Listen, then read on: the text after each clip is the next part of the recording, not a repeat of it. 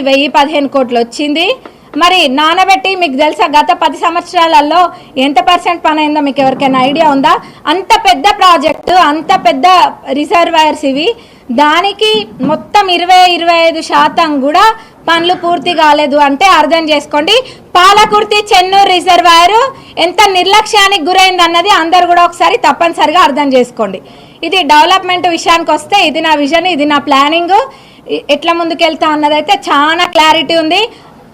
సైజుని చూసి మటుకు మీరు అంచనాలు వేసుకోకండి. నేను ముందు కూడా చెప్పినా ఇప్పుడు కూడా చెప్తున్నా, అమ్మాయి ఏదో చిన్నగా ఉంది సాఫ్ట్గా ఉంది అని అనుకోకండి. మీరు ఎవరేం చేస్తుండ్రో అన్నది చూస్తూనే ఉన్నా, కానీ ఎక్కడ రియాక్ట్ కావాలో అక్కడనే అవుతాం, అంతేగాని చిల్లరతనానికి పోయే బుద్ధులు అయితే లేవు.